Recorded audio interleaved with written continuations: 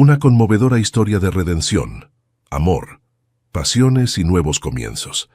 Ella solo quería limpiar el baño del ático, pero terminó en la ducha con un peligroso millonario. Atrapada en un juego de seducción y secretos, decide pasar una noche con el millonario.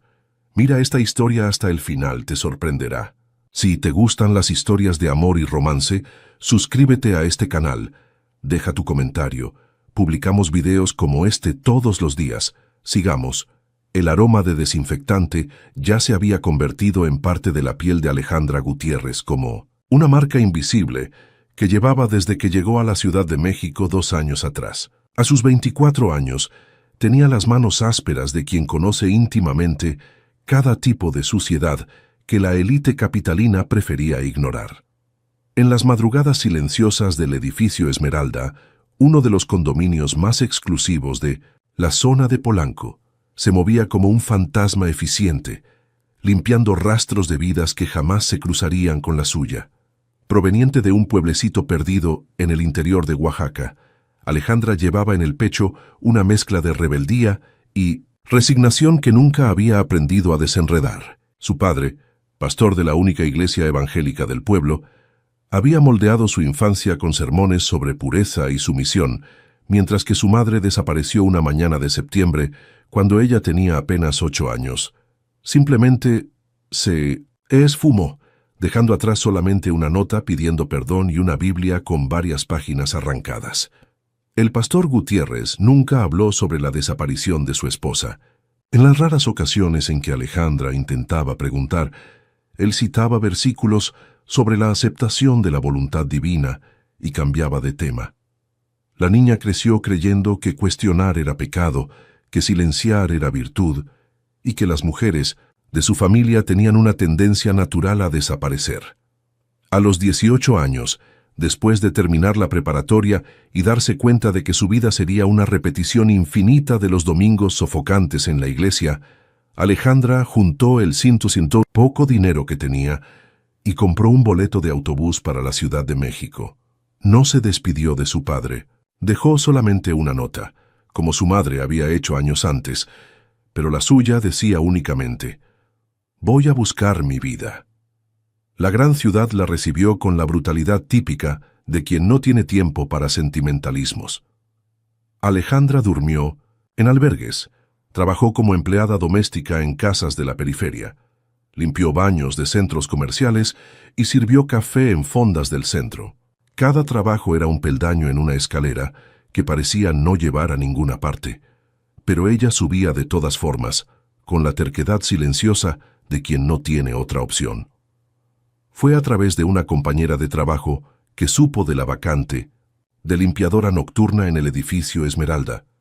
El salario era 3 veces mejor que cualquier cosa que hubiera ganado antes, pero las exigencias eran rígidas: discreción absoluta, eficiencia silenciosa y jamás, bajo ninguna circunstancia, interactuar con los residentes.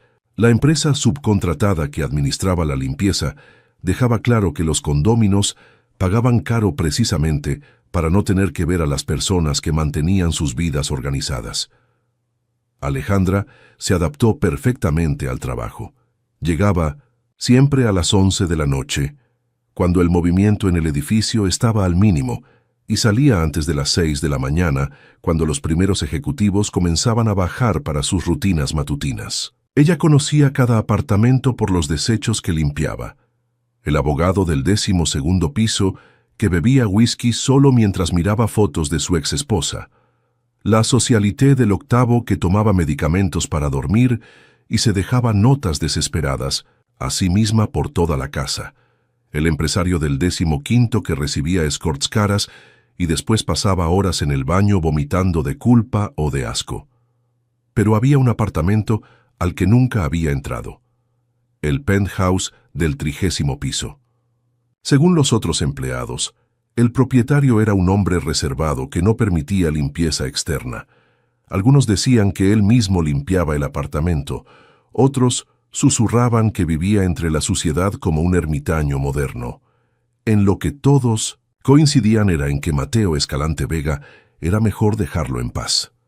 Alejandra conocía su nombre por los periódicos económicos que a veces hojeaba en la sala de espera del dentista público. Mateo Escalante Vega, magnate de la minería, inversionista en tecnología militar, viudo desde que su esposa muriera trágicamente 2 años antes. Las pocas fotos que circulaban en los medios mostraban a un hombre de 40 y tantos años, cabello oscuro con hilos plateados en las sienes, ojos claros que parecían ver a través de las personas y una expresión que oscilaba entre el aburrimiento y una frialdad casi depredadora. Después de la muerte de su esposa, se había alejado completamente de la vida social capitalina. Ya no aparecía en eventos, no daba entrevistas, no se le veía en los restaurantes y clubes frecuentados por la élite. Era como si se hubiera convertido en un fantasma, viviendo en la cima del edificio más exclusivo de la ciudad, invisible para el mundo de abajo. La noche en que todo cambió, Alejandra estaba en el piso 29, limpiando el apartamento de una pareja de médicos que viajaba constantemente. Era un martes de marzo, y la lluvia golpeaba contra las ventanas con la insistencia de quien tiene algo importante que decir. Estaba guardando los productos de limpieza cuando se dio cuenta de que había olvidado el trapeador en el baño de la suite. Volvió para buscarlo, pero al entrar al pasillo se confundió. Todos los pisos del edificio tenían distribuciones similares, y ella, cansada después de 6 horas de trabajo, tomó el elevador y apretó el botón del 30º piso en vez del 29. Solo se dio cuenta del error cuando las puertas se abrieron directamente dentro de un apartamento, en lugar de un pasillo común. El penthouse de Mateo Escalante Vega era un universo aparte. Techos altísimos, ventanas que iban del suelo al techo, ofreciendo una vista privilegiada de la Ciudad de México, muebles minimalistas en tonos de gris y negro, y un silencio que parecía tener peso propio. Todo estaba impecablemente limpio y organizado, como si el dueño fuera un fantasma que no dejaba rastros de su existencia. Alejandra se quedó parada por algunos segundos, absorbiendo la elegancia fría del ambiente. Entonces recordó dónde estaba y se apresuró hacia el elevador, pero éste se había cerrado automáticamente. Intentó llamarlo de regreso, pero el panel electrónico pedía un código de acceso. Estaba atrapada. Fue entonces cuando escuchó el sonido. Agua corriendo en algún lugar del apartamento, un ruido constante que parecía venir de todos lados al mismo tiempo. Siguió el sonido pasando por la sala de estar, por la cocina gourmet que parecía nunca haber sido usada, hasta llegar a lo que debía ser la suite principal. La puerta del baño estaba entreabierta, y de dentro salía un vapor denso que empañaba todo alrededor. Alejandra dudó. Sabía que debería quedarse donde estaba y esperar, pero el sonido del agua la intrigaba. No era solo una regadera o un grifo abierto, era algo más complejo, como si varias fuentes de agua funcionaran simultáneamente. Empujó la puerta y entró al baño. Era un espacio lujoso, con mármol negro en las paredes, una bañera enorme en el centro y una ducha con múltiples regaderas que se habían activado automáticamente. El vapor era tan denso que apenas podía ver más allá de unos palmos frente a ella. Buscó un panel de control para apagar las regaderas. Lo encontró en la pared opuesta, pero al intentar alcanzarlo, su pie resbaló en el piso mojado. Cayó hacia atrás, directo dentro de la ducha, llevándose consigo una pila de toallas que estaban en un banco cercano. El agua caliente la golpeó de lleno, empapando completamente su uniforme de trabajo. Intentó levantarse, pero el piso estaba resbaladizo y cayó nuevamente, esta vez golpeándose el codo contra la pared. El dolor le hizo soltar un grito de frustración que resonó por el baño. Fue entonces cuando él apareció. A través del vapor, Alejandra vio primero una silueta, acercándose, alta, imponente, moviéndose con una precisión felina que contrastaba con la neblina alrededor. Cuando la figura emergió completamente del vapor, se encontró cara a cara con Mateo Escalante Vega. Estaba desnudo. No completamente desnudo, tenía una toalla enrollada en la cintura, pero era suficiente desnudez para que Alejandra sintiera la sangre subir a su rostro con una fuerza que no experimentaba desde hacía años. El cuerpo de él era exactamente lo que se esperaría de un hombre que tiene tiempo y dinero para cuidarse. Músculos definidos sin exagerar, piel bronceada, algunos vellos plateados en el pecho que bajaban en una línea hasta desaparecer bajo la toalla. Pero fueron los ojos de él los que la paralizaron. Grises como una tormenta formándose, la observaron con una intensidad que parecía atravesarla completamente. No había sorpresa en esa mirada, ni enojo por la invasión. Había algo más primitivo, como si la reconociera de algún lugar muy profundo y muy peligroso. «No deberías estar aquí», dijo él, y su voz tenía la misma cualidad que su apariencia, controlada, pero con una corriente subterránea de algo que ella no conseguía identificar. Alejandra intentó levantarse nuevamente, pero resbaló por tercera vez. En esta ocasión fue él quien extendió la mano para ayudarla. El contacto fue eléctrico. Los dedos de él eran cálidos y firmes, y cuando la levantó, se encontró más cerca de él de lo que jamás había estado de cualquier hombre. «Yo me perdí», consiguió decir, la voz saliendo más ronca de lo que pretendía. «Estaba limpiando el piso de abajo y tomé el elevador equivocado. Discúlpeme, no quería...» «¿Cómo entraste?» La pregunta de él fue directa, sin agresividad, pero con una curiosidad genuina. El elevador se abrió directamente en su apartamento. «Intenté salir, pero pide un código». Mateo la estudió por algunos segundos más. Alejandra se dio cuenta de que estaba empapada, el uniforme pegado al cuerpo, el cabello escurriendo agua en el piso de mármol. Debía parecer patética, una intrusa mojada en el baño de un multimillonario. Pero él no parecía verla como patética. La forma en que sus ojos se movieron sobre ella fue lenta, deliberada, como si estuviera memorizando cada detalle. No era lascivo, era algo más perturbador. Era como si estuviera intentando descifrar un enigma que ella misma no sabía qué representaba. «¿Cuál es tu nombre?», preguntó él. «Alejandra. Alejandra Gutiérrez». «Alejandra», repitió, y la forma en que dijo su nombre hizo que algo extraño ocurriera en el estómago de ella. «¿Trabajas para la empresa de limpieza?». No era una pregunta, era una constatación. Ella asintió. «¿Desde hace cuánto tiempo?». «2 años. ¿Y nunca subiste aquí antes?». «Nunca. Ni siquiera sabía que podía. Es decir, sabía que usted vivía aquí, pero todos dicen que no permite limpieza externa». «Y no la permito». Él se alejó un paso, pero continuó observándola, con esa intensidad desconcertante. «Entonces explícame por qué estás en mi baño, empapada en medio de la madrugada». Alejandra contó nuevamente sobre el error en el elevador, sobre haber escuchado el agua y entrado para intentar apagar las regaderas. Mientras hablaba, notó que él no apartaba los ojos ni por un segundo. Era como si estuviera siendo analizada por un depredador que aún no había decidido si ella era una amenaza o una presa. «¿Me tienes miedo?», preguntó él de repente. La pregunta la tomó desprevenida. Debería tener miedo. Estaba sola, en el apartamento de un hombre que no conocía, un hombre rico y poderoso que podía hacer cualquier cosa con ella sin que nadie jamás lo supiera. Pero, extrañamente, miedo no era lo que sentía. «No», respondió, sorprendida por su propia honestidad. «Deberías tenerlo», dijo él, pero no sonó como una amenaza. Sonó casi como una advertencia. «Espera aquí». Salió del baño y volvió algunos minutos después, vestido con una bata negra. Traía en las manos un conjunto de ropa femenina, una camiseta blanca demasiado grande y un pantalón deportivo. «Ponte esto. Tu ropa está empapada». Alejandra tomó la ropa pero dudó. «¿Dónde puedo?» «Allí». Señaló un vestidor adyacente al baño. «Te esperaré en la sala». Ella se cambió rápidamente, tratando de no pensar en el hecho de que esa ropa probablemente había pertenecido a la esposa fallecida de él.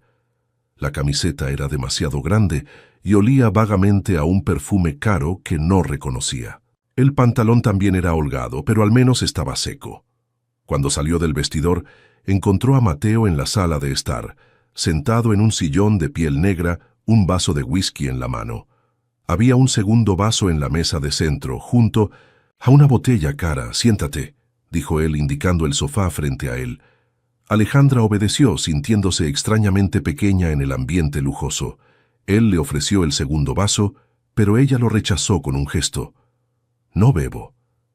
«Claro, que no bebes». Había algo que podría ser diversión en la voz de él. «Déjame adivinar. Familia religiosa, interior de Oaxaca, padre pastor». Ella lo miró sorprendida. «¿Cómo? Tu acento, la forma en que hablas, como si estuvieras siempre pidiendo disculpas. Y hay algo en tus ojos, una culpa que no es tuya, pero que cargas de todas formas». Las palabras de él la golpearon, como un puñetazo en el estómago. Era como si pudiera ver a través de ella, directo a los rincones más oscuros que ella misma prefería ignorar. «Usted no me conoce», dijo ella, más defensiva de lo que pretendía. «No, no te conozco», bebió un sorbo del whisky. «Pero reconozco el tipo. Mujeres que fueron enseñadas que existir es un pecado, que ocupar espacio es una transgresión. Mujeres que pasan la vida entera disculpándose por respirar. ¿Y usted? ¿Qué tipo de hombre es usted?». La pregunta salió antes de que pudiera contenerse. Mateo sonrió, y fue la primera expresión genuina que ella vio en su rostro. No era una sonrisa agradable. Era la sonrisa de alguien que reconocía un desafío y decidía divertirse con él. «El tipo peligroso», dijo él. «El tipo que mujeres como tú deberían evitar». «¿Por qué?». «Porque no tengo límites, porque cuando quiero algo, lo consigo. Y porque tú, Alejandra Gutiérrez, acabas de convertirte en algo que quiero». El silencio que siguió estuvo cargado, de una tensión que ella nunca había experimentado. No era miedo, no exactamente.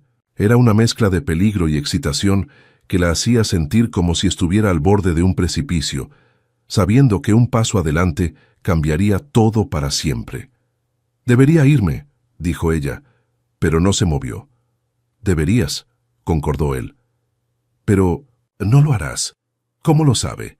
Porque has pasado toda tu vida huyendo de todo lo que podía lastimarte, y ahora estás sentada en el apartamento de un extraño, usando la ropa de su mujer muerta, conversando sobre cosas de las que jamás has hablado con nadie. No estás aquí por accidente, Alejandra. Estás aquí porque finalmente encontraste algo por lo que vale la pena no huir». Ella se levantó abruptamente, el corazón latiendo tan fuerte que estaba segura de que él podía oírlo. «Está loco». «Probablemente». Él no se movió del sillón, solo la observó con esos ojos grises que parecían verlo todo. «Pero eso no hace que lo que dije sea menos verdadero». Alejandra caminó hasta la ventana, tratando de organizar sus pensamientos. Allá abajo, la Ciudad de México se extendía como un océano de luces. Millones de personas viviendo sus vidas, sin saber que en el 30º piso del edificio Esmeralda, una limpiadora de provincia y un millonario viudo estaban teniendo una conversación que ninguno de los dos entendía completamente. «Necesito irme», dijo ella, sin voltearse. «Lo sé». La voz de él vino de demasiado cerca. Ella se giró y descubrió que se había acercado silenciosamente. «Pero antes, déjame hacerte una propuesta». «¿Qué propuesta?». «Trabaja para mí, directamente para mí. Abandona la empresa de limpieza y ven a cuidar exclusivamente de este apartamento». «No os entiendo». «Es simple. Vendrías todos los días, te encargarías de la limpieza, de la organización, de las pequeñas cosas que hacen funcionar un hogar. A cambio te pagaría 3 veces lo que ganas ahora». Alejandra lo miró buscando la trampa. «¿Por qué? ¿Por qué yo?». «Porque eres invisible, porque nadie sabe que existes, y porque…» Dudó por primera vez desde que la conversación comenzó. «Porque hace mucho tiempo que no me siento vivo cerca de alguien». «¿Y cuál sería la duración de este empleo?». 3 meses. Al final de ese periodo, tú decides si quieres continuar o si prefieres volver a tu vida anterior. ¿Y las condiciones?». Solo una. Hay una habitación al final del pasillo con una puerta roja. Jamás debes entrar allí. Jamás. Bajo ninguna circunstancia. La forma en que dijo esto hizo que un escalofrío subiera por la columna de ella. Había algo en la voz de él, una urgencia que bordeaba la desesperación. ¿Qué hay en esa habitación? Cosas que es mejor dejar en paz. Alejandra sabía que debería rechazar. Sabía que cualquier persona sensata saldría corriendo de allí y jamás miraría atrás. Pero ella no era sensata, nunca lo había sido. Y por primera vez en la vida, alguien le estaba ofreciendo no solo dinero, sino una oportunidad de descubrir quién era realmente cuando no estaba escondiéndose. «Está bien», dijo ella. «Acepto». Mateo cerró los ojos por un momento, como si sintiera alivio o terror. Ella no podía distinguir. «Entonces está hecho», dijo él. «Comienzas mañana». Y fue así como Alejandra Gutiérrez, hija de pastor del interior de Oaxaca, a los 24 años de edad y con el corazón lleno de secretos no revelados, se convirtió en parte de la vida de un hombre que no conocía, pero que de alguna forma ya la conocía mejor que ella misma. Cuando finalmente bajó del 30º piso aquella madrugada, llevando su ropa mojada en una bolsa de plástico, sabía que acababa de cruzar una línea que no podría descruzar. Y la parte más aterradora era que no quería volver atrás. El elevador bajó en silencio, llevándola de regreso al mundo común, pero Alejandra ya no era la misma persona que había subido por error algunas horas antes. Algo había cambiado fundamentalmente, algo que no podía nombrar, pero que sentía pulsando en el pecho como un segundo corazón. Y allá arriba, en el penthouse silencioso, Mateo Escalante Vega permaneció despierto hasta el amanecer, mirando por la ventana la ciudad que se extendía a sus pies, pensando en una mujer de ojos oscuros que había aparecido como un fantasma en su baño y sin saber cómo, había comenzado a traerlo de vuelta a la vida. Los primeros días en el penthouse de Mateo fueron como aprender a respirar en una atmósfera diferente. Alejandra llegaba todas las mañanas a las 8, usando la llave que él había mandado hacer para ella, y encontraba el apartamento inmerso en un silencio que parecía tener textura propia. Mateo raramente estaba visible en las primeras horas, pero ella sentía su presencia como una corriente eléctrica en el aire, una conciencia constante de que estaba siendo observada incluso cuando no veía a nadie. Él había establecido una rutina no verbal. Dejaba una lista manuscrita en la barra de la cocina todas las mañanas, tareas específicas, detalladas con una precisión casi obsesiva. Limpiar las ventanas de la sala con movimientos circulares, nunca lineales. Organizar los libros del estudio por altura, después por color. Regar las plantas de la terraza siempre a las 14 horas, nunca antes, nunca después. Cada instrucción era una pequeña ventana a la mente controladora de un hombre que había transformado la previsibilidad en una forma de cordura. Pero había algo más en las listas, algo que Alejandra tardó algunos días en notar. Entre las tareas prácticas, él intercalaba observaciones personales que parecían dirigidas específicamente a ella.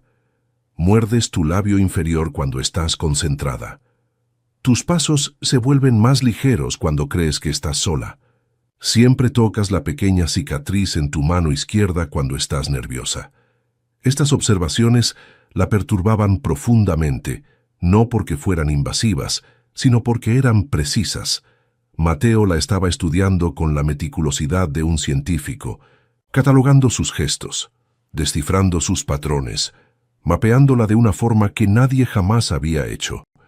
Y la parte más perturbadora era que no se sentía violentada por esta atención. Al contrario, se sentía vista, verdaderamente vista, por primera vez en su vida. Comenzaron a encontrarse por los pasillos del apartamento en horarios que parecían casuales, pero que ella sospechaba eran cuidadosamente orquestados por él. Mateo tenía una forma particular de ocupar el espacio. Se movía como si cada ambiente le perteneciera naturalmente, pero sin prisa, como un depredador que sabe que su presa no tiene a dónde huir. Cuando se cruzaban, él no hablaba inmediatamente. Primero la observaba, a veces por largos segundos, como si estuviera leyendo algo escrito en la frente de ella que solo él podía ver.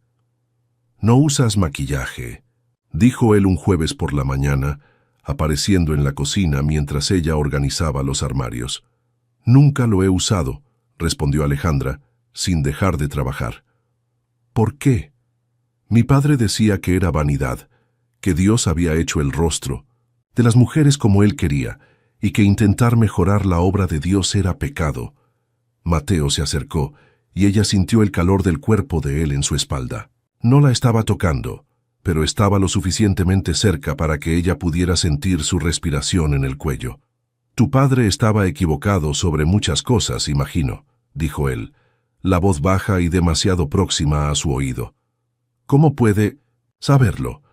Porque estás aquí, y las mujeres que crecen con padres que tienen razón en todo no huyen de casa a los 18 años.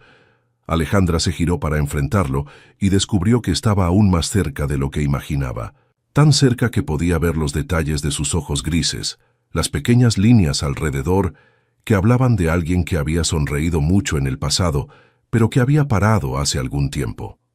«Usted no sabe nada sobre mí», dijo ella, pero sin convicción. «Sé más de lo que piensas». La mano de él se movió, casi tocando el rostro de ella, pero deteniéndose a unos centímetros de la piel. «Sé que nunca has sido besada por voluntad propia. Sé que nunca elegiste ser tocada. Sé que cargas culpa por cosas que no hiciste y vergüenza por cosas que no son vergonzosas». El corazón de Alejandra latía tan fuerte que estaba segura de que él podía oírlo. «¿Cómo?» «Porque reconozco a las personas rotas, Alejandra. Soy especialista en ellas». Se alejó entonces, dejándola con las piernas temblorosas y una sensación en el estómago que no conseguía identificar. ¿Era miedo? ¿Excitación? ¿Rabia? Tal vez era todo eso junto, una mezcla explosiva de emociones que nunca le habían enseñado a procesar. Los días siguientes trajeron una escalada sutil pero constante de esta danza de aproximación. Mateo comenzó a aparecer en momentos inesperados. Cuando ella estaba de rodillas limpiando el suelo, él surgía y se quedaba parado detrás de ella, en silencio, hasta que ella se diera cuenta de su presencia. Cuando ella estaba de pie en una escalera organizando los estantes altos, él sostenía la escalera innecesariamente, sus manos rozando ocasionalmente las piernas de ella. No eran toques accidentales. Alejandra lo sabía, y él sabía que ella lo sabía. Era un juego deliberado, una forma sistemática de acostumbrarla al contacto físico, de ir rompiendo sus defensas una por una. Y lo más perturbador era que estaba funcionando.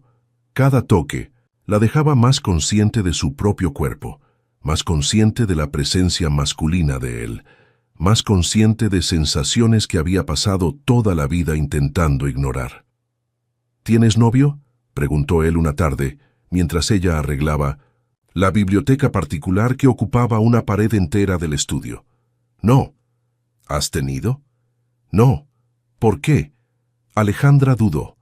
La pregunta era simple, pero la respuesta era demasiado complicada para ser explicada fácilmente. «Nunca tuve oportunidad». «Mentira». La palabra salió seca, definitiva. «Una mujer como tú siempre tiene oportunidad. La cuestión es si quiere o si tiene miedo». «¿Una mujer como yo?». Ella se giró para enfrentarlo, una irritación creciente apoderándose de ella. «¿Qué tipo de mujer soy, en su opinión?». Mateo se levantó del sillón donde estaba sentado y caminó hacia ella. Se detuvo tan cerca que ella necesitó inclinar la cabeza hacia atrás para mirarlo a los ojos. «El tipo que los hombres quieren corromper», dijo él, y había algo peligroso en su voz. «El tipo que despierta algo primitivo, algo que la mayoría de los hombres ni siquiera sabe que tiene. Tienes ese aire de pureza que hace que quieran ser los primeros en tocar, los primeros en romper. Eso es asqueroso. Es honesto».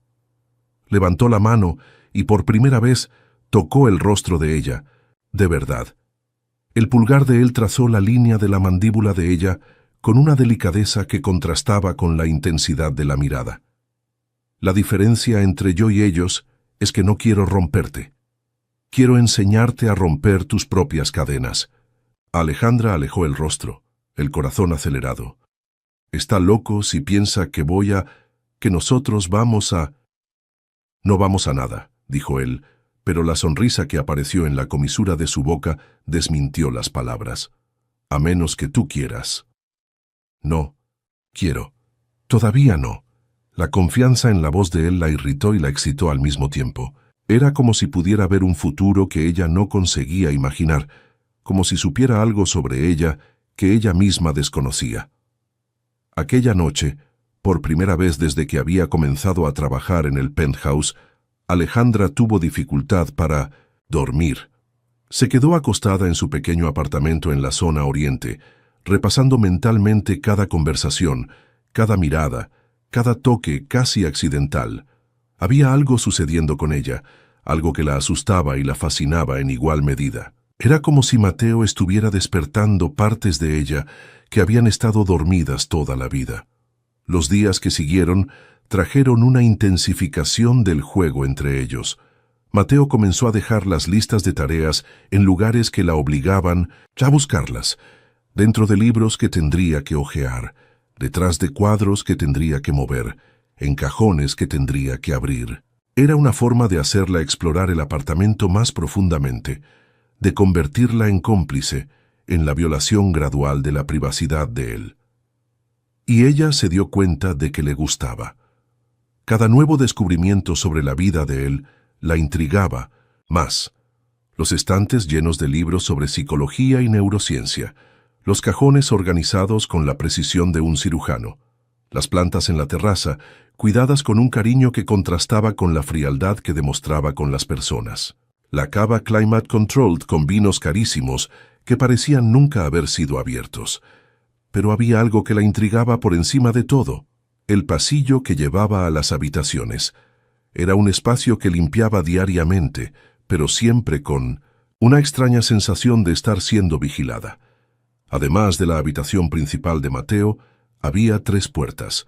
2 estaban siempre abiertas, un estudio secundario y una habitación de huéspedes que claramente nunca recibía huéspedes. Pero la tercera puerta, al final del pasillo, permanecía cerrada. Era una puerta diferente a las otras. Mientras todas, las demás puertas del apartamento eran blancas o de madera clara, esta era roja, no un rojo vibrante, sino un rojo profundo, color de sangre seca. Y había algo en la forma en que Mateo miraba en dirección a ese pasillo cuando pensaba que ella no estaba viendo. Una mezcla de dolor y obsesión que la dejaba con una curiosidad que rayaba en la desesperación. La tentación de abrir esa puerta se convirtió en una presencia constante en su mente. Mateo había sido claro, jamás entrar allí. Pero no había explicado el porqué, y la ausencia de explicación hacía la prohibición aún más tentadora. Alejandra comenzó a pasar más tiempo en el pasillo, limpiando los mismos lugares varias veces, siempre lanzando miradas furtivas a la puerta roja. Fue un viernes por la noche cuando todo cambió. Alejandra había terminado sus tareas y se estaba preparando para irse cuando escuchó un sonido proveniente de la habitación de Mateo. No era un sonido normal. Era como si alguien estuviera luchando contra algo, respirando con dificultad, gimiendo de dolor o desesperación. Dudó en el pasillo, dividida entre la preocupación y el instinto de no involucrarse. Pero el sonido continuó, haciéndose más intenso, más desesperado. Finalmente golpeó en la puerta de la habitación. «¿Mateo? ¿Está todo bien?» No hubo respuesta, solo los sonidos continuaron. Golpeó nuevamente, más fuerte. «Mateo, voy a entrar». Empujó la puerta y encontró una escena que la dejó paralizada. Mateo estaba en la cama, pero no estaba durmiendo normalmente. Estaba teniendo lo que parecía ser una pesadilla violenta. El cuerpo contorsionado, las manos agarrando las sábanas como si estuviera intentando sostenerse de algo. El rostro estaba contraído en una expresión de agonía pura. «No», murmuraba la voz ronca y desesperada. No lo sabía. No podía saberlo. «Perdón, perdón». Alejandra se acercó a la cama, sin saber qué hacer. Ya había visto a su padre teniendo pesadillas después de que su madre desapareciera, pero nunca algo tan intenso. Mateo parecía estar viviendo algo terrible, un dolor que venía de un lugar muy profundo. Mateo, lo llamó, tocando suavemente su hombro. La reacción fue inmediata y violenta. Despertó como si hubiera recibido una descarga eléctrica, los ojos abriéndose de golpe, el cuerpo endureciéndose. Por un momento, no pareció reconocerla. Había algo salvaje en su mirada, algo que la hizo dar un paso atrás instintivamente. «¿Qué estás haciendo aquí?» Su voz salió áspera, casi irreconocible. «Estabas teniendo una pesadilla. Escuché los sonidos y me preocupé». Mateo pasó las manos por su rostro, como si estuviera intentando recomponerse. Cuando la miró nuevamente, sus ojos estaban diferentes, vulnerables de una forma que ella nunca había visto. «¿Qué hora es?» «Casi medianoche». «Deberías haberte ido hace horas». «Estaba terminando algunas cosas». Era mentira. Se había quedado porque no quería irse, porque se había acostumbrado a la presencia de él, a la tensión constante entre ellos. «¿Quieres que haga algo? ¿Té? ¿Agua?» Él la estudió por un largo momento, como si estuviera intentando tomar una decisión importante. «Quédate», dijo finalmente. «Solo quédate aquí. No hables. Solo quédate». Alejandra jaló un sillón que estaba en un rincón de la habitación y se sentó al lado de la cama. Mateo se acostó nuevamente, pero mantuvo los ojos abiertos, fijos en el techo. Su respiración todavía era irregular, como si estuviera luchando contra algún dolor interno. «Ella murió en una noche como esta», dijo de repente, la voz baja y distante. «Lluvia, frío, la ciudad entera durmiendo. Y yo no estaba aquí». Alejandra no preguntó quién era ella. Sabía que estaba hablando de su esposa. «¿Dónde estabas?» «En una reunión en Monterrey. Negocios que parecían importantes en ese momento». Él rió, pero no había humor en el sonido. «Volví al día siguiente y la encontré en la bañera. La policía dijo que fue suicidio. Medicamentos, alcohol, agua caliente. Una salida limpia para una mujer que siempre se preocupó por las apariencias». «¿No lo crees?» «No sé qué creer». Mateo se giró para mirarla. «¿Has tenido a alguien que amabas de una forma que no era saludable?» La pregunta la tomó desprevenida. «No, yo nunca...» Yo amaba a Carmen de una forma posesiva. Quería controlar a dónde iba, con quién hablaba, qué pensaba. Creía que era protección, pero tal vez era prisión. Cerró los ojos. Y tal vez ella prefirió la muerte a la prisión. O tal vez murió por otra razón completamente. Tal vez. Pero había algo en su voz que sugería que no creía en otras posibilidades. Permanecieron en silencio por casi una hora. Alejandra observó la respiración de él normalizándose gradualmente, el cuerpo relajándose, las líneas de tensión en el rostro suavizándose. Estaba casi durmiendo nuevamente cuando él habló. «¿Alejandra? ¿Sí? Gracias». Era la primera vez que él agradecía por algo y había una sinceridad en su voz que la tocó profundamente. «De nada». Ella se estaba levantando para irse, cuando él sujetó su muñeca. El toque fue suave pero firme. «¿Te quedas hasta que me duerma?» Era una petición, no una orden. Y había algo en la forma en que lo dijo, una vulnerabilidad tan rara que ella no pudo rechazar. «Está bien». Volvió a sentarse en el sillón y se quedó allí, observándolo dormirse gradualmente. Era extraño verlo así, sin la máscara de control que usaba durante el día. En el sueño parecía más joven, menos peligroso, casi frágil. Fue cuando él estaba durmiendo profundamente que ella lo notó. Las llaves estaban en la mesita de noche, en un pequeño manojo que incluía una llave roja diferente a las otras, la llave de la puerta prohibida. Alejandra se quedó mirando las llaves por mucho tiempo, el corazón latiendo fuerte. Sabía que debería irse, que debería olvidar lo que había visto, pero la curiosidad era más fuerte que la prudencia. Cuidadosamente, silenciosamente, tomó las llaves. El pasillo estaba oscuro y silencioso cuando se acercó a la puerta roja. La llave entró fácilmente en la cerradura como si estuviera ansiosa por revelar los secretos del otro lado. Lo que Alejandra encontró cuando abrió la puerta fue una habitación que parecía detenida en el tiempo. Era un espacio femenino, delicado, con muebles antiguos y papel tapiz floral. Pero había algo perturbador en la decoración. Las paredes estaban cubiertas de fotografías de la misma mujer. Cientos de ellas, en todos los ángulos posibles, como si alguien estuviera documentando obsesivamente cada momento de su vida. En el centro de la habitación había una bañera antigua, de hierro fundido, que estaba conectada. El agua escurría lentamente, en un ritmo constante e hipnotizante. Era de allí que venía el sonido de agua que siempre escuchaba en el apartamento. En un escritorio próximo a la ventana había cuadernos abiertos con la caligrafía de Mateo. Páginas y páginas de anotaciones, intentos de reconstruir los últimos días de vida de su esposa, teorías sobre lo que había sucedido, listas de personas que podrían tener motivos para lastimarla. Y entonces vio la grabadora.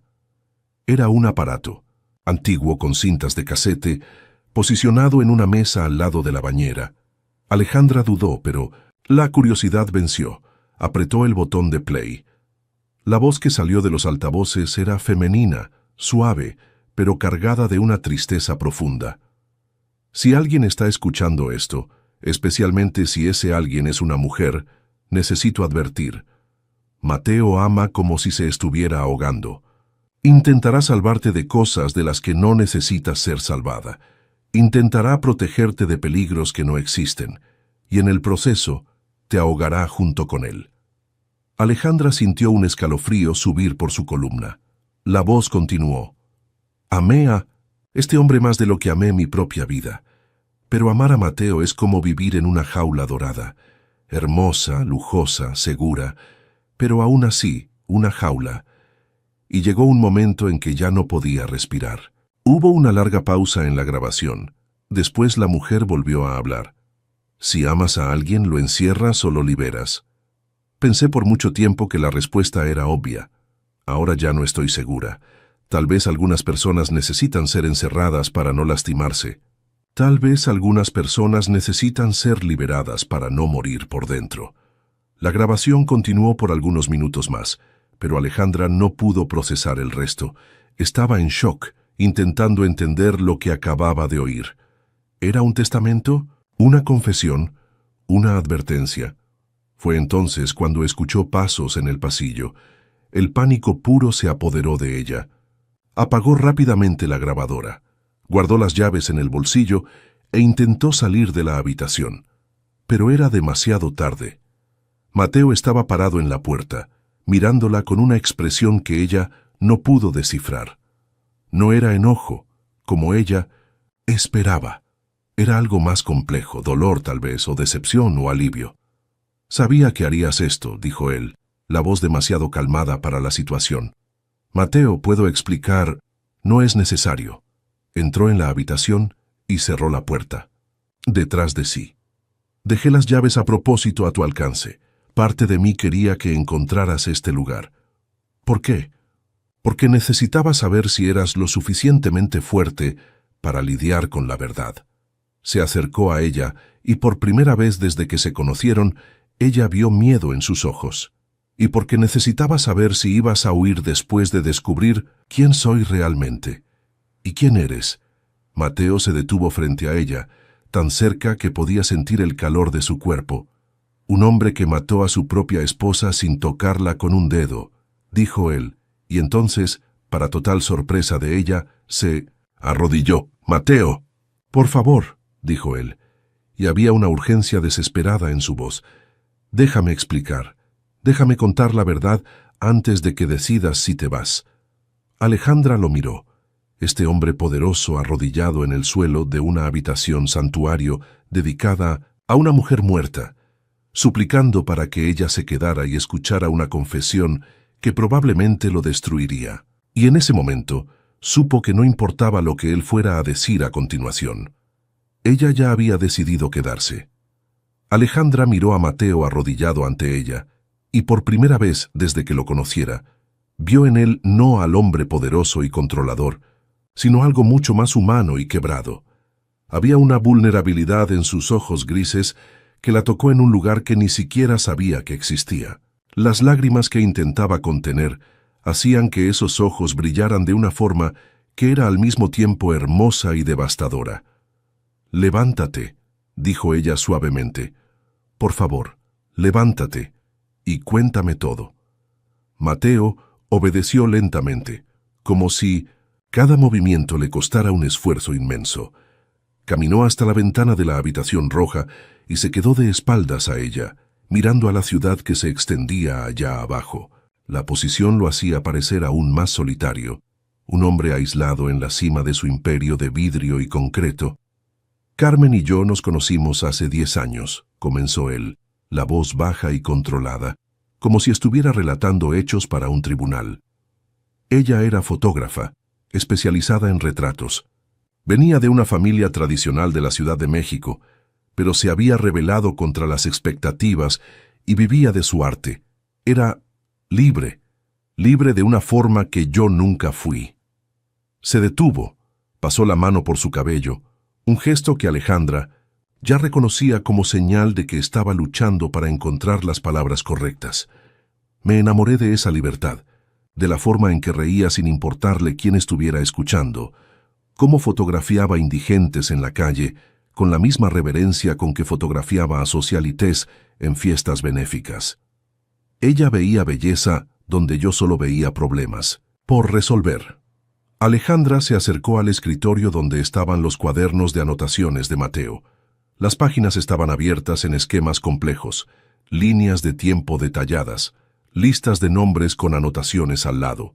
Era como si hubiera transformado la investigación de la muerte de su esposa en una ciencia exacta. «Nos casamos después de 2 años de noviazgo», continuó Mateo. «Y al principio fue perfecto. Creía que había encontrado a alguien que podía completar las partes vacías de mi alma. Carmen creía que había encontrado a alguien que podía dar estabilidad a sus sueños. ¿Qué cambió? Yo cambié, o tal vez solo revelé quién siempre fui». Se giró para encararla, y el dolor en sus ojos era tan intenso que ella casi necesitó desviar la mirada. Comencé a preocuparme por su seguridad. La Ciudad de México es una ciudad violenta, y una mujer hermosa como Carmen, andando sola con equipos caros. Contraté guardaespaldas, discretos, claro, solo para darme paz mental. Ella lo sabía.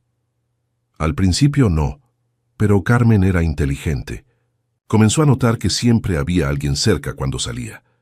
Comenzó a cuestionar cómo yo sabía de lugares donde había estado, personas con las que había hablado. Mateo rió, pero era un sonido amargo.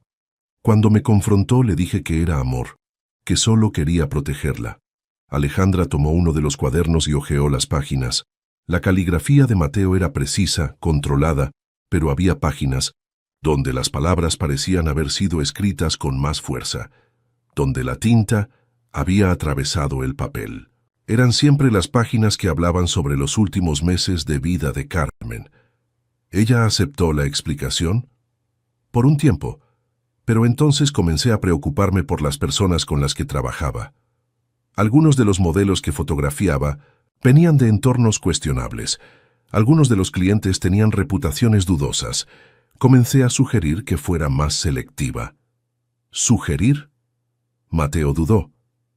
Presionar. La presioné para que dejara de aceptar ciertos trabajos.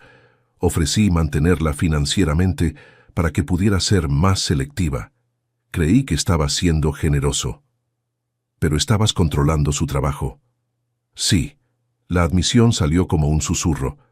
Y cuando se negó, hice algo imperdonable. Usé mi influencia para hacer que algunos clientes cancelaran sus contratos con ella. Convencí a proveedores para que dejaran de trabajar con ella. Saboteé su carrera y después ofrecí resolver todos sus problemas financieros. Alejandra sintió un nudo en el estómago. Era exactamente el tipo de comportamiento manipulador y controlador que había visto en su padre ejercer sobre su madre.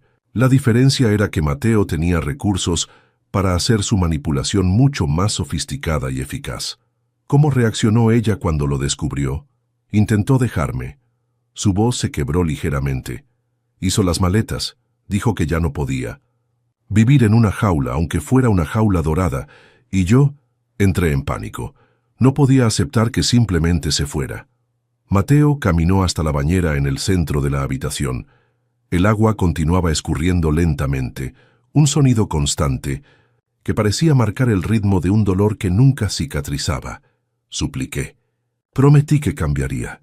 Dije que podía trabajar con quien quisiera, viajar a donde quisiera, hacer lo que quisiera. Solo no podía dejarme. Tocó el borde de la bañera con una delicadeza que contrastaba con la tensión en su voz. Y ella se quedó. Dios me perdone, se quedó. Pero no mejoró. Empeoró. Porque ahora sabía que quería irse. Sabía que lo único que la mantenía aquí era lástima o culpa o qué sé yo. Y eso me dejó aún más desesperado por probar que me necesitaba. Alejandra comenzó a entender la dinámica enfermiza que se había establecido. Mateo, con miedo de perder a Carmen, se había vuelto aún más controlador. Y cuanto más controlador se volvía, más ella se sentía atrapada, creando un círculo vicioso que solo podía terminar de una forma. En los últimos meses apenas me hablaba, continuó él. Pasaba horas en esta habitación que era su estudio. Podía escuchar el sonido del agua de esta bañera, que usaba para revelar películas analógicas. Era el único sonido que venía de aquí.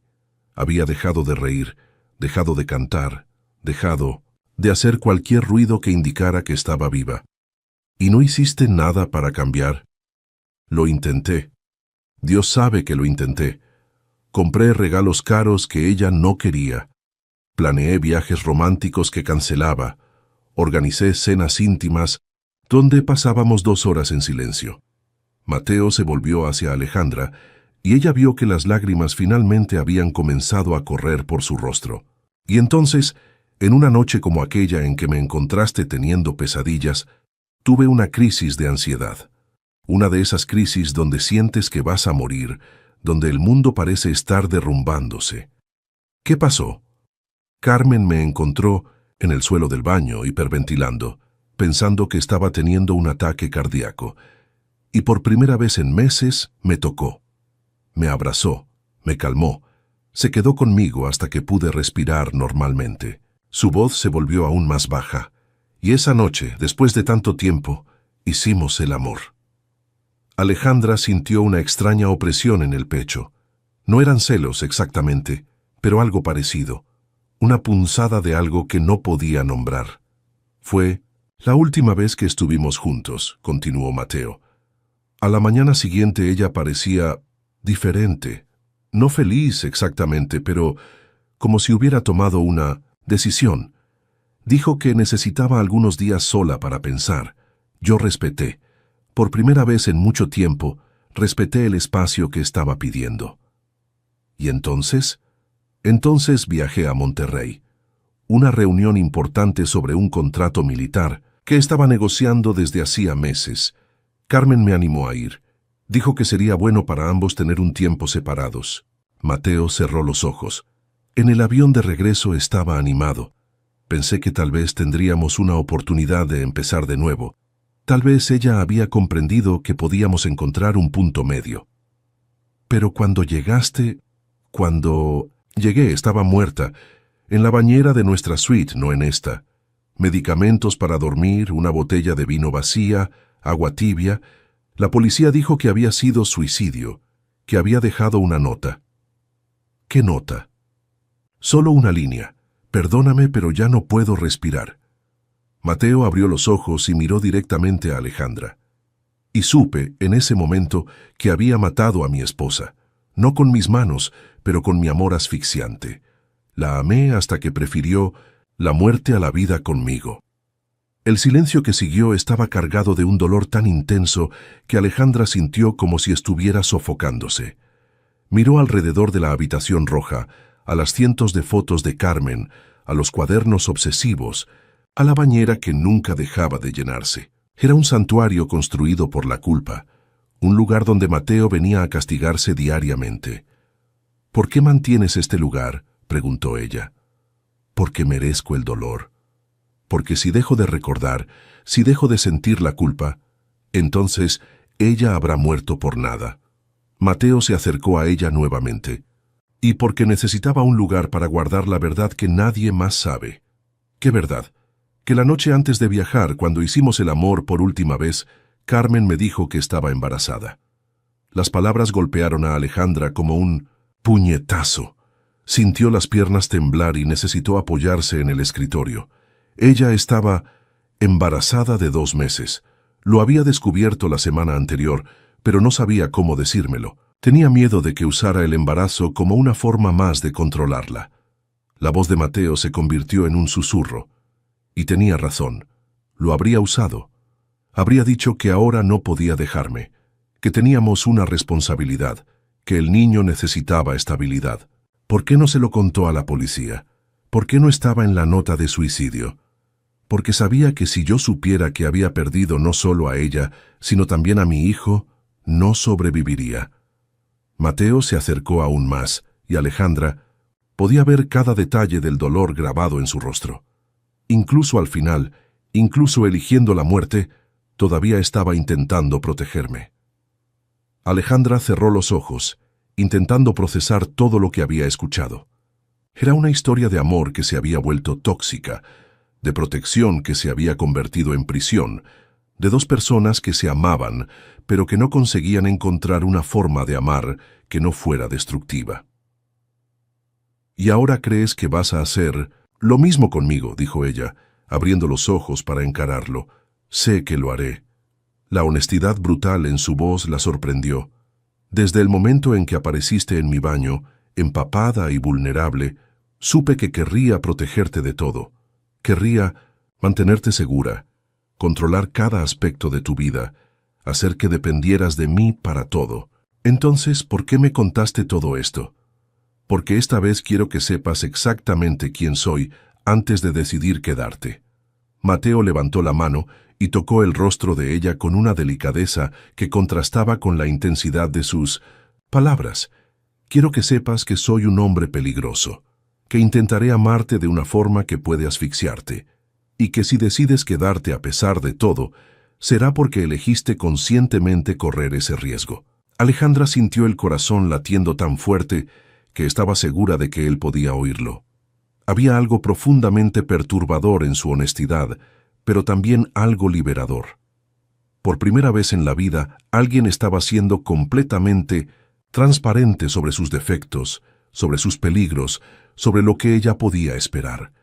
¿Y si digo que quiero correr el riesgo? Entonces intentaré ser diferente. Intentaré amarte de una forma que no sea una prisión. La mano de él bajó del rostro al cuello de ella, el pulgar trazando pequeños círculos en la piel sensible. «Pero no puedo prometer que lo conseguiré. Solo puedo prometer que lo intentaré. Mateo, di mi nombre otra vez», pidió él, la voz ronca. «Mateo». Cerró los ojos como si el nombre en la boca de ella fuera una oración. «Nunca sentí nada parecido a lo que siento por ti», dijo él. «Con Carmen fue intenso, obsesivo, posesivo. Pero contigo es diferente. Es como si despertaras partes de mí que ni siquiera sabía que existían». «¿Qué partes?» «Las partes que quieren proteger sin controlar, las partes que quieren amar sin poseer». Abrió los ojos y la miró con una intensidad que la hizo sentir como si estuviera siendo vista hasta el alma. «Las partes que quieren ser vulnerables sin avergonzarse de la vulnerabilidad». Alejandra levantó la mano y tocó el rostro de él, sintiendo la barba por hacer, la piel cálida, la pequeña cicatriz cerca de la sien que había notado, pero nunca se había atrevido a preguntar cómo había surgido. «Nunca me sentí segura con nadie», dijo ella. «Crecí pensando que los hombres eran criaturas que usaban el amor como excusa para el control. Mi padre hacía eso con mi madre, y juré que nunca dejaría que nadie me hiciera eso. Y yo soy exactamente el tipo de hombre que deberías evitar». «Sí», sonrió, y fue una sonrisa triste pero real. «Pero por primera vez en mi vida, alguien está siendo honesto sobre sus defectos antes de intentar seducirme con sus cualidades. Y eso me hace querer intentarlo». Mateo inclinó la cabeza, acercando el rostro al de ella. «¿Estás segura? Porque si hacemos esto, si cruzamos esta línea, no habrá vuelta atrás.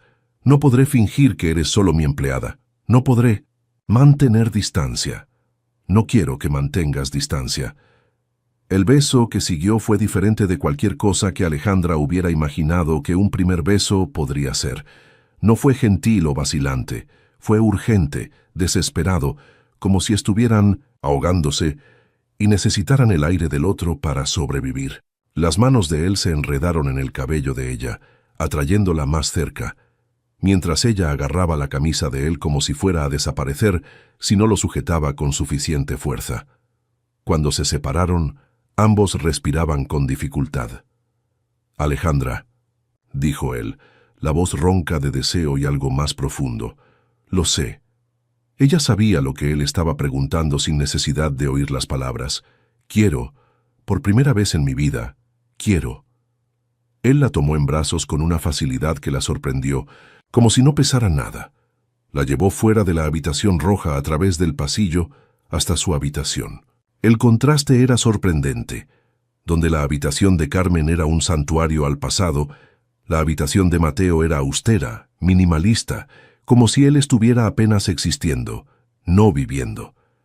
La colocó de pie junto a la cama y se quedó parado, mirándola como si estuviera memorizando cada detalle.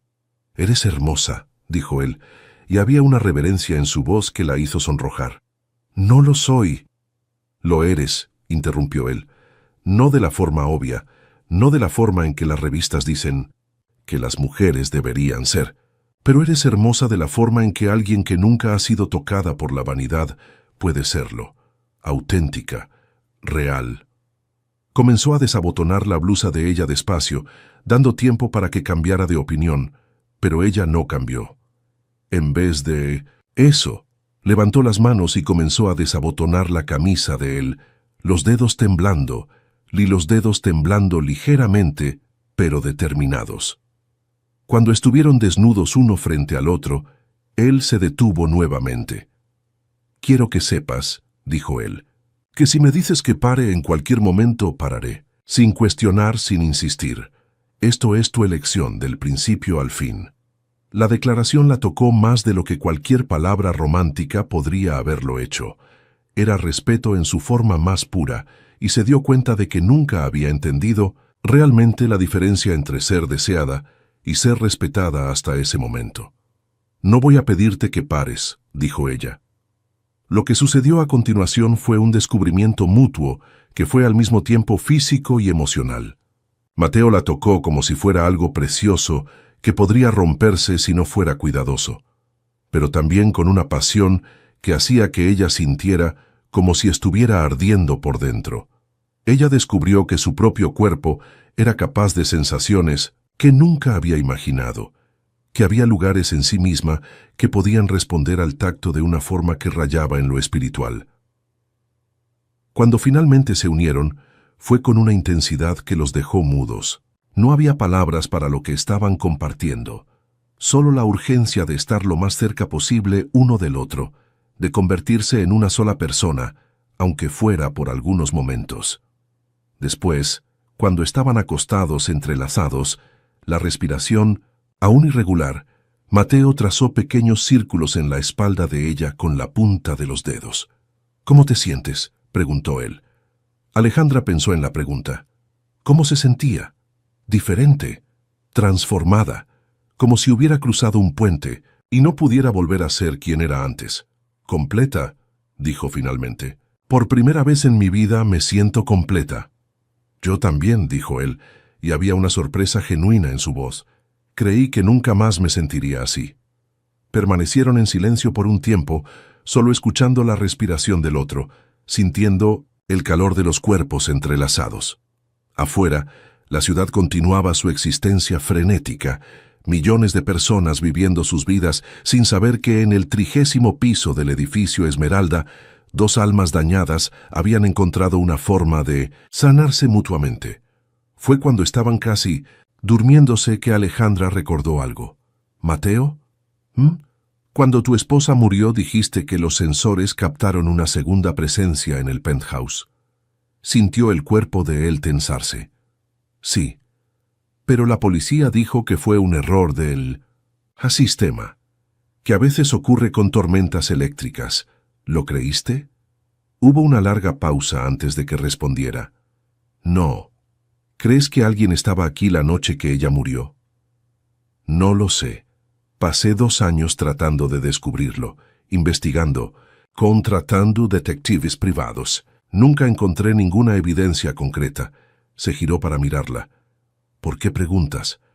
Solo estaba pensando si alguien realmente estaba aquí, si no fue suicidio. Entonces mi esposa fue asesinada, y yo pasé 2 años culpándome por algo que no hice. La posibilidad flotó en el aire entre ellos como una nube cargada. Alejandra vio algo cambiando en los ojos de Mateo, una chispa de algo que ya no era dolor puro, sino una mezcla de dolor y esperanza y algo que podría ser rabia. Nunca consideraste seriamente esa posibilidad. La consideré, pero era más fácil aceptar que fue culpa mía, porque si fue culpa mía, entonces tengo control sobre no dejar que vuelva a ocurrir. Pero si alguien la mató, entonces no tienes control sobre nada. Exactamente. Alejandra se acurrucó más cerca de él, tratando de ofrecer consuelo físico para un dolor que iba mucho más allá de lo físico. Quizás sea hora de descubrir la verdad de una vez por todas, dijo ella. ¿Y si la verdad es peor que la culpa? Y si es mejor. Mateo permaneció en silencio por un largo tiempo, considerando las palabras de ella. Finalmente, besó la parte superior de su cabeza. Tal vez tengas razón, dijo él. Tal vez sea hora de dejar de huir de la verdad. Y con esas palabras, una nueva determinación comenzó a formarse entre ellos. Ya no se trataba solo del amor que estaban construyendo, sino de los fantasmas que necesitaban ser enfrentados antes de que pudieran tener un futuro real. Afuera, la tormenta que había comenzado durante la noche continuaba. La lluvia golpeando contra las ventanas con una insistencia que parecía hacer eco de la urgencia creciente de respuestas que desde hace mucho tiempo deberían haber sido buscadas. La decisión de investigar la muerte de Carmen cambió algo fundamental en la dinámica entre Alejandra y Mateo. En los días que siguieron a aquella noche de confesiones y descubrimientos, se convirtieron en compañeros no solo en el amor, sino también en la búsqueda de la verdad. Era como si hubieran encontrado un propósito común que los unía de una forma que iba más allá de la pasión física y emocional. Mateo contrató discretamente a un nuevo investigador privado, pero esta vez no estaba trabajando solo. Alejandra se reveló como una compañera sorprendentemente eficaz, con una capacidad de observar detalles que él había perdido a lo largo de 2 años de obsesión. Mientras él se concentraba en los aspectos técnicos y financieros, ella prestaba atención a los elementos humanos, a las inconsistencias emocionales que podrían revelar mentiras u omisiones. Comenzaron revisando todos los elementos de la noche de la muerte de Carmen. El investigador, un ex policía llamado Javier Mendoza, trajo una perspectiva fresca a evidencias que habían sido archivadas hacía mucho tiempo. Fue él quien sugirió que examinaran más detalladamente las grabaciones de seguridad de los días anteriores a la muerte, no solo de la noche en cuestión. Los crímenes pasionales o premeditados raramente ocurren sin señales previas, explicó Mendoza durante una reunión en el estudio de Mateo. Si alguien estaba planeando matar a su esposa, probablemente hizo un reconocimiento del lugar, estudió la rutina de ella, tal vez incluso hizo contacto previo. Fue Alejandra quien notó algo extraño en las grabaciones de una semana antes, de la muerte de Carmen. Un hombre de traje oscuro había aparecido 3 veces en la recepción del edificio, siempre preguntando sobre apartamentos en venta, pero nunca subiendo a ver ninguno. En la tercera visita, había conversado largamente con el portero nocturno, un empleado que había sido despedido poco después de la muerte de Carmen por problemas disciplinarios. «Este hombre», dijo Alejandra, señalando la figura en las grabaciones, «no está interesado en apartamentos.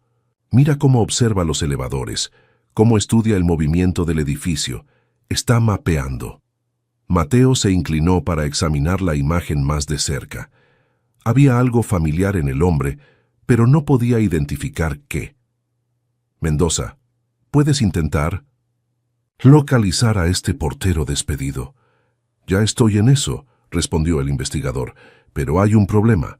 Desapareció una semana después de ser despedido.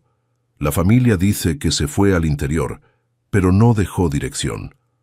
Las personas no desaparecen sin motivo, dijo Alejandra, especialmente personas que acaban de perder su empleo y necesitan dinero.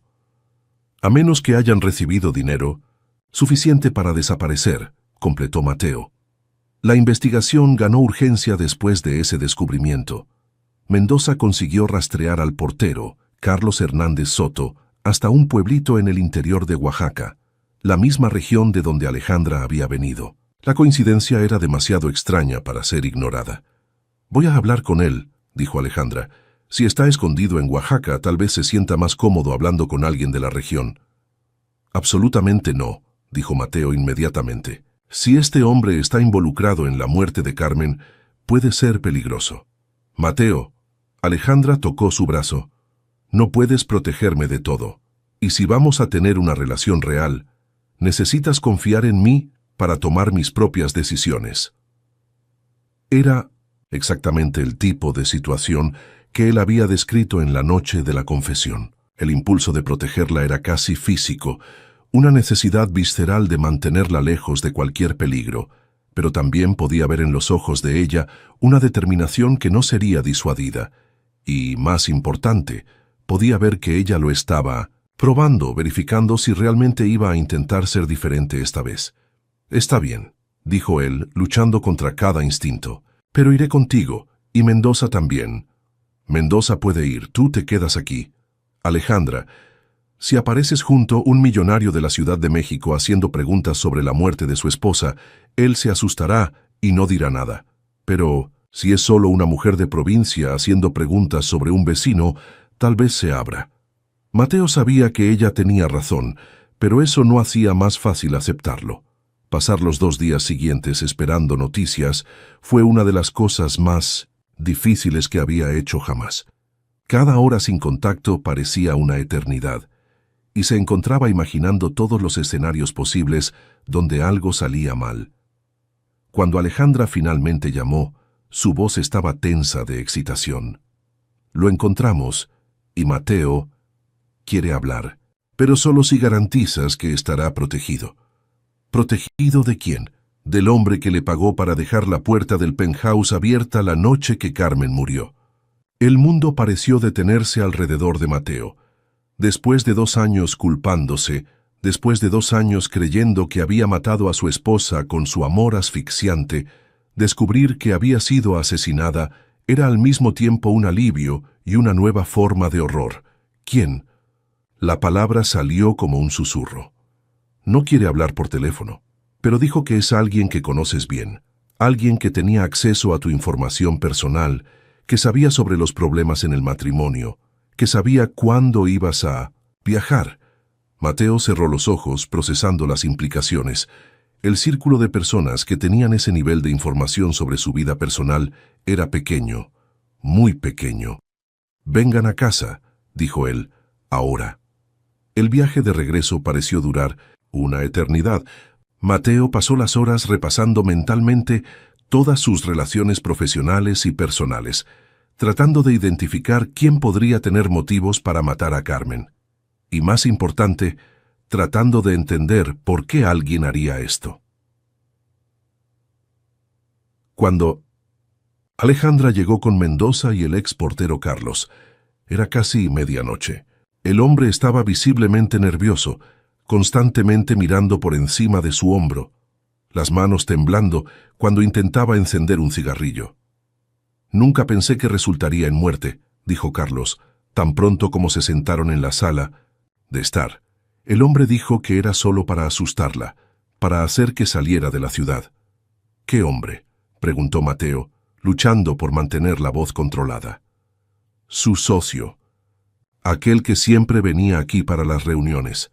Hombre alto, cabello canoso, siempre de traje gris». La sangre de Mateo se heló.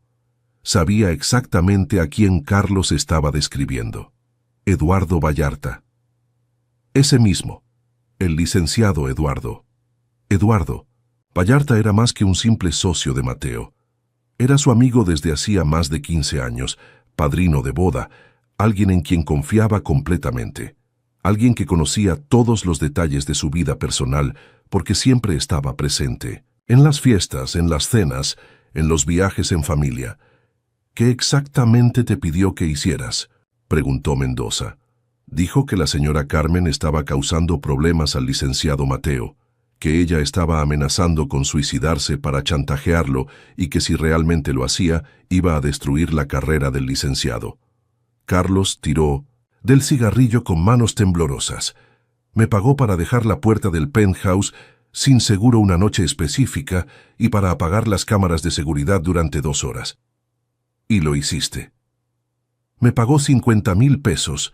50,000. Yo ganaba 2 salarios mínimos al mes.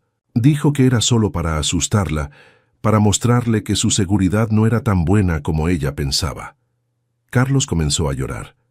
Nunca pensé que él iba a lastimarla de verdad. Alejandra se acercó a Mateo y tomó su mano. Podía sentir la tensión irradiando del cuerpo de él, la lucha interna entre la rabia y el shock. «Cuenta el resto», dijo Mateo, la voz peligrosamente baja. Dejé la puerta abierta, apagué las cámaras, me fui a casa. Al día siguiente, supe que ella había muerto. Cuando volví al trabajo, el licenciado Eduardo estaba allí, hablando con el administrador. Me llevó a un rincón y dijo que si contaba a alguien sobre nuestra conversación, me culparían de su muerte. Dijo que yo era cómplice. Y después te despidió para callarte. Me despidió y me dio más dinero para salir de la ciudad. Dijo que era para mi propia protección, que la policía podía querer hacer de mí un chivo expiatorio. Carlos miró directamente a Mateo. Le juro por Dios, licenciado, nunca pensé que él iba a matarla. Pensé que era solo para asustarla, ¿de verdad? Mateo se levantó abruptamente y caminó hasta la ventana. Afuera, la Ciudad de México brillaba en la oscuridad, indiferente al drama que se desarrollaba en el 30º piso. Su mente estaba procesando no solo la revelación de que Carmen había sido asesinada, sino también la traición de alguien en quien confiaba completamente. ¿Por qué?, preguntó él sin voltearse. ¿Por qué Eduardo haría esto? No lo sé, licenciado, pero... Carlos dudó. Habla. En la última conversación que tuvimos, dijo algo extraño. Dijo que algunas personas no saben lo que es bueno para ellas, y que a veces los amigos necesitan tomar decisiones difíciles. Fue Alejandra quien hizo la conexión primero. Mateo. ¿Y si Eduardo pensaba que te estaba protegiendo?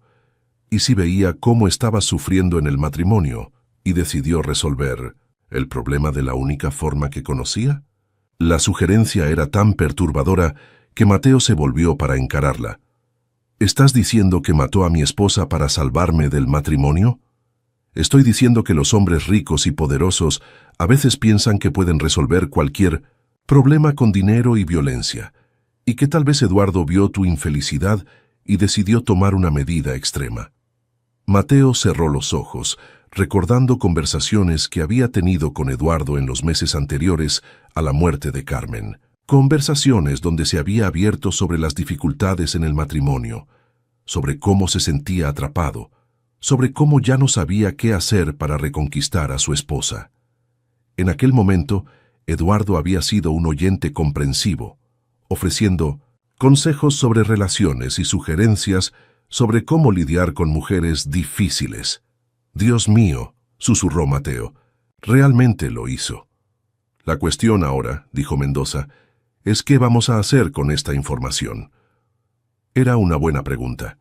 Eduardo Vallarta no era solo un hombre rico y poderoso, sino que también tenía conexiones políticas y judiciales que podrían hacer muy difícil responsabilizarlo por el crimen.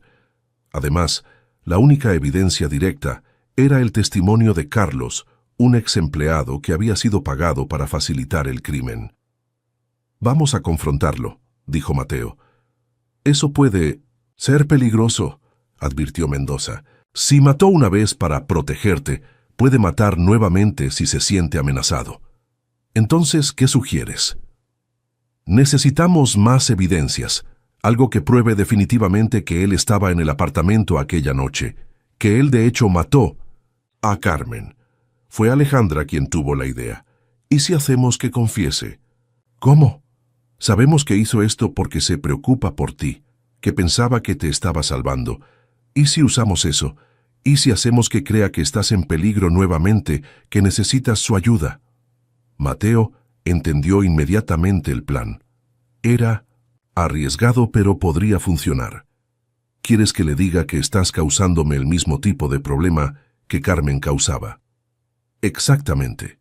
Y si realmente hizo aquello para protegerte, tal vez revele detalles sobre la primera vez al intentar convencerte de que lo dejes resolver el problema nuevamente. Era un plan peligroso que pondría a Alejandra directamente en la línea de fuego. Mateo sabía que debería rechazarlo, que debería encontrar una forma de protegerla de este riesgo, pero también sabía que ella tenía razón y que si querían hacer justicia para Carmen, tendrían que correr algunos riesgos. Está bien, dijo él finalmente, pero lo haremos con seguridad. Mendoza, tú estarás monitoreando todo, y a la primera señal de peligro real, abortamos. 2 días después, Mateo llamó a Eduardo y concertó un encuentro en el penthouse. Dijo que necesitaba consejos sobre un problema personal, algo que solo un amigo íntimo podría ayudar a resolver. Eduardo llegó puntualmente, como siempre. Era un hombre elegante de unos 50 años, con cabello canoso perfectamente peinado y una sonrisa cálida que siempre había tranquilizado a Mateo.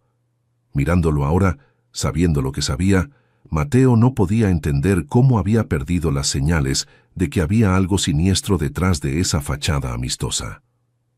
«Pareces preocupado, amigo mío», dijo Eduardo acomodándose en el sillón de siempre. «¿Qué está pasando?» «Es sobre Alejandra», dijo Mateo, siguiendo el guión que habían ensayado. «La mujer que ha estado trabajando aquí». «Ah, sí, la limpiadora. ¿Qué pasa con ella?»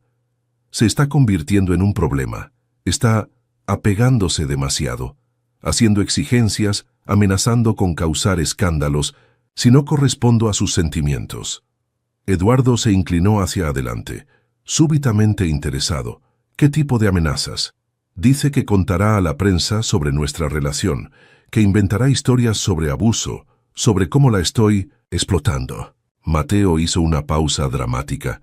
«Eduardo, no puedo pasar por otro escándalo, no después de Carmen». «Claro que no». Eduardo se levantó y comenzó a caminar por la sala, exactamente como hacía cuando estaba procesando un problema complejo. «Las mujeres inestables pueden ser muy peligrosas, especialmente para hombres en nuestra posición. ¿Qué crees que debería hacer?» Eduardo dejó de caminar y miró directamente a Mateo, lo mismo que deberías haber hecho con Carmen antes de que fuera demasiado tarde. El corazón de Mateo se aceleró. Eduardo estaba caminando directamente hacia la confesión. «¿Qué quieres decir?» «Mateo, somos amigos desde hace mucho tiempo. Vi cómo Carmen te estaba destruyendo, cómo estaba usando su propia inestabilidad para manipularte». Eduardo se acercó y puso la mano en el hombro de Mateo. «Intenté advertirte en aquel momento, pero estabas demasiado ciego para ver». «¿Advertirme sobre qué?» «Sobre lo que ella estaba planeando». Las amenazas de suicidio no eran solo manipulación emocional, Mateo. Ella realmente estaba planeando matarse y hacer que tú fueras culpado. ¿Cómo sabes eso? Eduardo dudó por un momento, como si estuviera decidiendo cuánto revelar. Porque la confronté. La noche antes de que viajaras a Monterrey, vine aquí a intentar convencerla de que parara con el chantaje emocional. ¿Estuviste aquí esa noche? Estuve, y ella me confirmó todo. Dijo que si no cambiabas completamente, si no te convertías en el hombre que ella quería que fueras, iba a matarse y dejar cartas culpándote por todo. Eduardo apretó el hombro de Mateo. No podía dejar que eso le sucediera a mi mejor amigo. Entonces, ¿qué hiciste? Lo que era necesario. Las palabras quedaron suspendidas en el aire como una confesión completa. Mateo sintió una mezcla de náusea y alivio. Finalmente, después de 2 años, estaba escuchando la verdad. La mataste. Impedí que te destruyera. Eduardo no mostraba ningún arrepentimiento, y haría lo mismo nuevamente si fuera necesario. Fue en ese momento cuando Alejandra apareció en la sala, viniendo del pasillo donde había estado escondida escuchando toda la conversación. «¿Cómo lo hiciste?», preguntó ella, la voz calmada pero firme. Eduardo se volvió claramente sorprendido de verla allí. «¿Qué está haciendo ella aquí?». «Respondiendo preguntas», dijo Mateo. «¿Cómo mataste a mi esposa, Eduardo?». Eduardo miró de uno al otro, finalmente dándose cuenta de que había caído en una trampa. «Están grabando esto», dijo, más como una constatación que como una pregunta. «Sí», dijo Alejandra, «y ya tenemos evidencia suficiente para enviarte a prisión por el resto de tu vida». La transformación en Eduardo fue instantánea. La sonrisa amistosa desapareció, reemplazada por una frialdad que Mateo nunca había visto antes. «Ustedes no entienden», dijo, la voz ahora dura. «Te salvé de una mujer que iba a destruir tu vida. Y ahora te estás involucrando con otra que va a hacer exactamente lo mismo». «La diferencia», dijo Alejandra dando un paso adelante, «es que esta vez yo sé quién eres». Eduardo rió, pero no había humor en el sonido. «No sabes nada, niña. No sabes de lo que hombres como nosotros somos capaces cuando protegemos lo que es nuestro».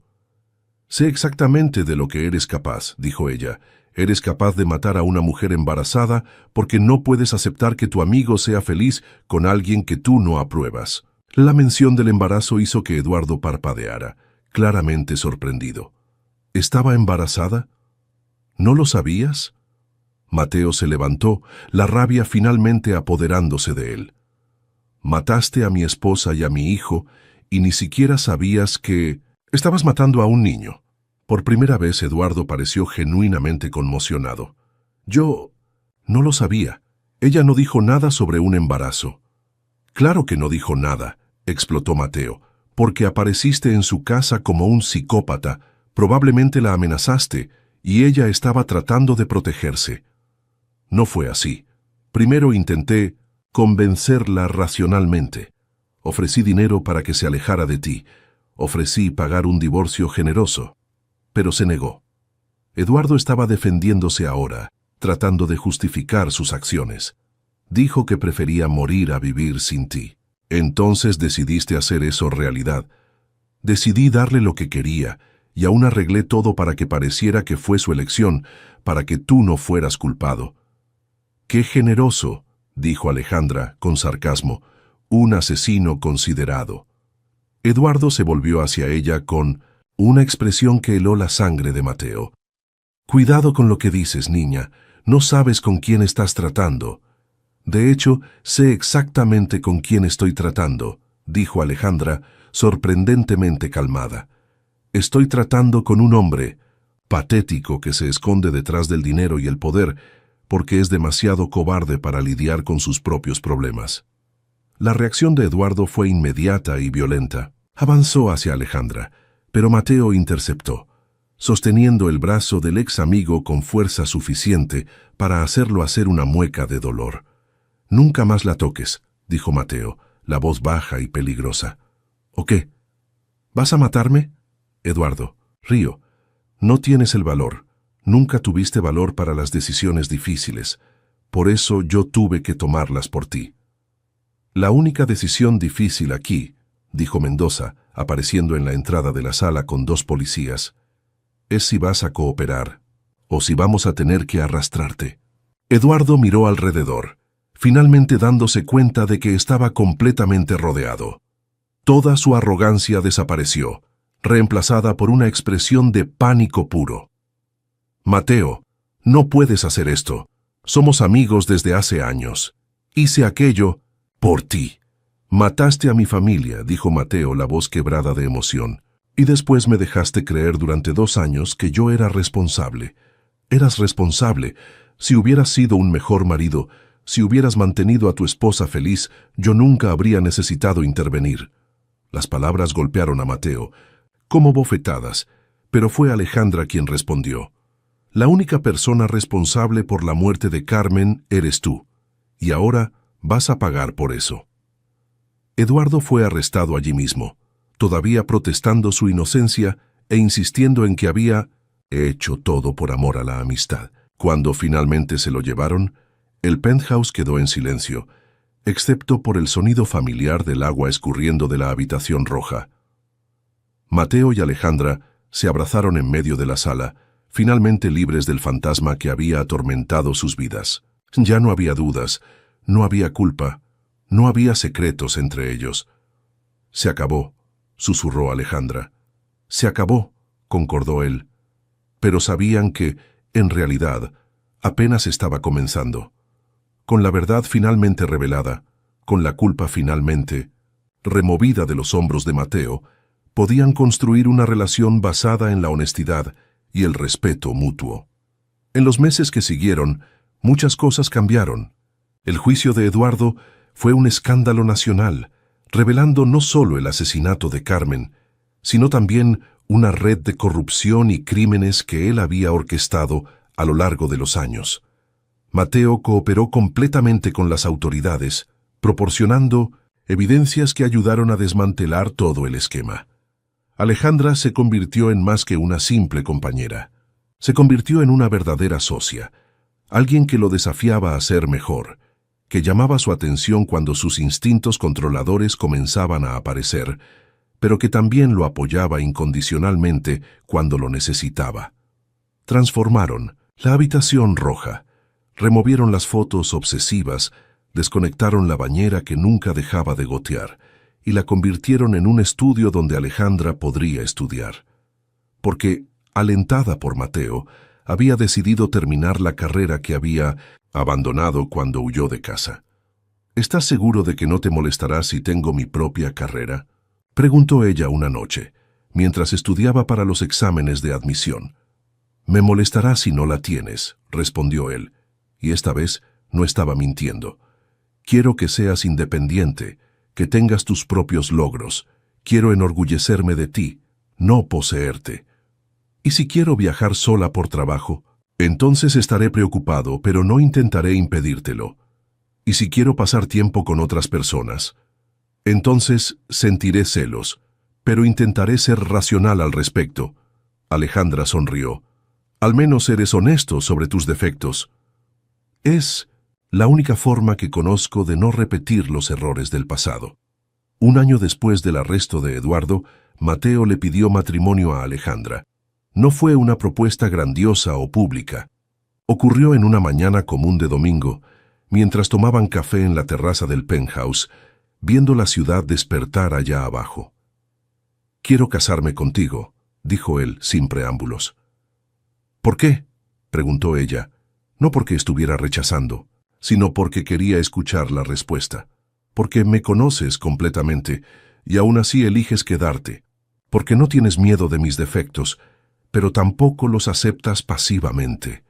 Porque contigo me siento como la mejor versión de mí mismo. Tomó su mano. Y porque quiero pasar el resto de mi vida demostrando que puedo amar a alguien sin intentar controlarla. ¿Y si no puedes?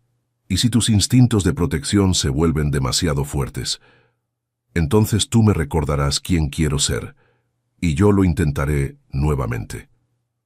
Alejandra consideró la propuesta por un largo momento. No era una decisión fácil.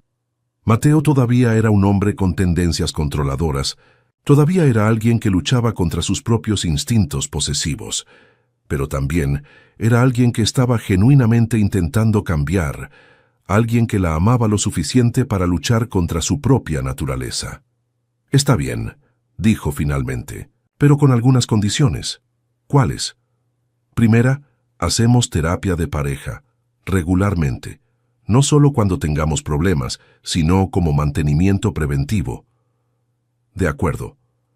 «Segunda, mantengo mi independencia financiera. Quiero contribuir a los gastos de la casa. Quiero tener mi propia cuenta bancaria. Quiero poder tomar decisiones sobre dinero sin necesitar tu aprobación». «De acuerdo». «Tercera, Si digo que estás siendo controlador, te detienes y piensas antes de reaccionar defensivamente. Esa será difícil, pero de acuerdo. Y cuarta, nunca nos mentimos, nunca, incluso si la verdad es dolorosa. Especialmente si la verdad es dolorosa. Alejandra sonrió y extendió su mano hacia él. Entonces sí, acepto casarme contigo.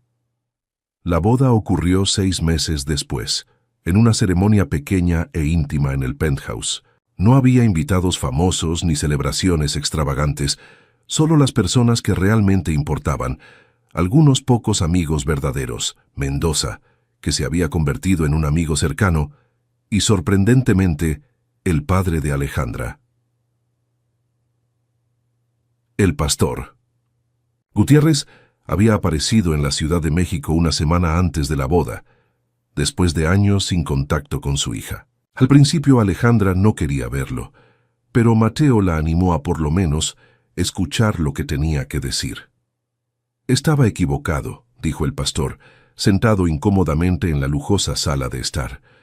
Sobre muchas cosas, sobre tu madre, sobre ti, sobre lo que significa el amor. ¿Qué cambió?, preguntó Alejandra.